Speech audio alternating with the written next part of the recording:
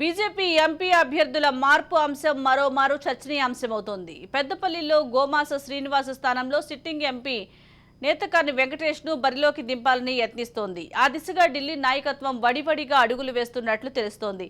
అభ్యర్థుల ప్రచారంపై నిఘా పెట్టిన నాయకత్వం ఆ దిశగా చర్యలు తీసుకుంటున్నట్లు ప్రచారం జరుగుతోంది. కేంద్ర మంత్రి కిషన్ రెడ్డి కూడా తన నియోజకవర్గాన్ని హైదరాబాద్ ను విడిచి ఎక్కడకు వెళ్లడం లేదు. పెద్దపల్లి నుంచి ఆ పార్టీ తరపున బరిలోకి దిగిన శ్రీనివాస్ బలమైన అభ్యర్థి కాడని, ప్రచారంలోనూ వెనుకబడుతున్నాడని అమిత్ షా టీం గుర్తించిందని చెబుతున్నారు. ఆ నియోజకవర్గంలో సొంత పార్టీ నుంచి వివేక్ పోయిన తర్వాత బీజేపీకి పెద్దపల్లిపై పెద్దగా పట్టు లేకుండా పోయింది. వివేక్ కాంగ్రెస్ కు పోయి ఎమ్మెల్యేగా గెలుపొందాడు. ఆయన కొడుకు గడ్డం వంశీ పెద్దపల్లి ఎంపీ స్థానం నుంచి కాంగ్రెస్ అభ్యర్థిగా మారాడు. గులాబీ పార్టీలో సీటు దక్కదనే నిర్ధారణకు వచ్చిన సిట్టింగ్ ఎంపీ నేతకాని వెంకటేష్ కాంగ్రెస్ లో చేరాడు. నేతకాని వెంకటేష్ కు కాంగ్రెస్ లోనూ నిరాశ ఎదురైంది. నేతకాని వెంకటేష్ ను బీజేపీ దగ్గరకు తీసుకుంటుంది. ఆ నియోజకవర్గం నుంచి ఆయన్ను అభ్యర్థిగా ప్రకటించే అవకాశం ఉందనే చర్చ పార్టీ వర్గాల్లో జోరుగా నడుస్తోంది. పెద్దపల్లి అభ్యర్థి మార్పుపై 2-3 రోజుల్లో మరింత క్లారిటీ వచ్చే అవకాశం ఉంది. నల్గొండ పార్లమెంటు స్థానం నుంచి బరిలో నిలిచిన సైదిరెడ్డి అభ్యర్థిత్వాన్ని ఆ జిల్లా యంత్రాంగం అంగీకరించే పరిస్థితిలో లేదు.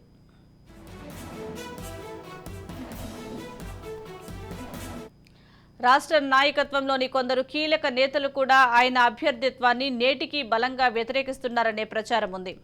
ఆర్థిక అంగు ఆర్భాటాలున్న చిన్నపురెడ్డిని గాని, నల్గొండ పార్లమెంటు నియోజకవర్గ పరిధిలో బలమైన ఓటు బ్యాంకు ఉన్న బీసీ సామాజిక తరగతికి చెందిన రామరాజు యాదవ్ను కానీ బరిలో దింపాలనే ఒత్తిడి రాష్ట్ర నాయకత్వంపై ఉంది.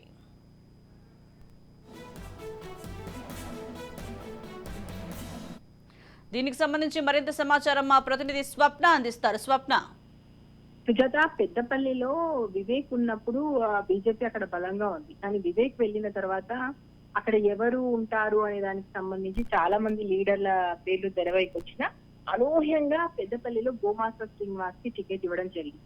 గోమాస శ్రీనివాస్ రాజకీయంగా పెద్దగా పెలుపడి లేకపోయినప్పటికీ ఆయనకు మంచి అంటే క్యాష్ పార్టీ కావడంతో ఆయన నెట్టుకు రాగలుగుతారు అని చెప్పేసి హైకమాండ్ భావించింది. అండ్ చాలా మంది అసలు గోమాస శ్రీనివాస్ కు టికెట్ ఇస్తారు అని అనుకోలేదు. కానీ అనూహ్యంగా ఢిల్లీలో ఆయన కండువా కప్పుకోవడం, వెంటనే లిస్ట్ రావడం, లిస్ట్ లో ఆయన పేరు ఉండడం అనేది చకచకా జరిగిపోయింది. అయితే ఇప్పుడు ఎంపీ ఎవరైతే ఇప్పుడు నేత వెంకటేష్ ఉన్నాడో ఆయన బీజేపీ వైపు చూడడంతో ఇతనికి ఇస్తే, నేత వెంకటేష్ ఇస్తే గెలిచేటువంటి అవకాశాలు ఎక్కువగా ఉన్నాయని చెప్పేసి బీజేపీ భావిస్తున్నట్టుగా తెలుస్తుంది. అండ్ గోమాస శ్రీనివాస్ పెద్దగా ప్రచారంలోకి వెళ్లడం లేదు, ఆయన చురుకుగా ప్రచారంలో పాల్గొనట్లేదని ఇంటర్నల్ గా బీజేపీలో మీటింగ్ జరుగుతున్నట్టుగా ప్రస్తుతం అయితే చర్చ ఉంది.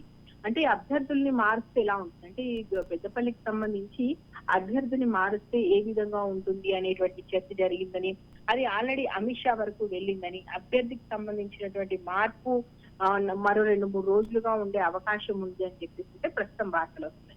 At the same time Nalgonda parliament స్థానం నుంచి బరిలో నిలిచిన సైదిరెడ్డి అభ్యర్థిత్వం మీద కూడా గతంలో చాలా వచ్చాయి, చాలా మంది వ్యతిరేకించారు. అక్కడ ఉన్నటువంటి నాయకులు అంటే లోకల్ నాయకులు ఎవరు ఆయన తరఫున వర్క్ చేయడానికి సిద్ధంగా లేదు.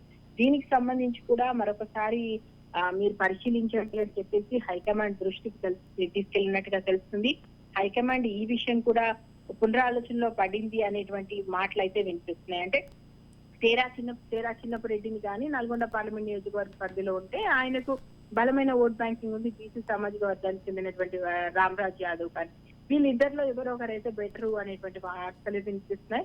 మొత్తానికైతే అందరికంటే ముందుగా ఎప్పుడు లేని విధంగా అందరికంటే ముందుగా అభ్యర్థులు ప్రకటించినటువంటి బీజేపీ ఇప్పుడు నెక్స్ట్ ఏం చేస్తుంది, ప్రకటించినటువంటి అభ్యర్థుల్ని మారుస్తుందా? ఎందుకంటే గెలిపే లక్ష్యం అనేది బీజేపీ ట్యాగ్ లైన్. ఇప్పుడు ఎవరు గెలుస్తారు, గెలుపు గుర్రాలకు మాత్రమే పట్టం కడతామంటున్నారు. కాబట్టి మరి ఈ 2 నియోజకవర్గాలకు సంబంధించి మార్పులు చేర్పులు ఉండేటువంటి అవకాశం జోరుగా చర్చ అయితే జరుగుతుంది. చూడాలి మరి సుజాత ఏం జరుగుతుంది. Right, thank you Swapna.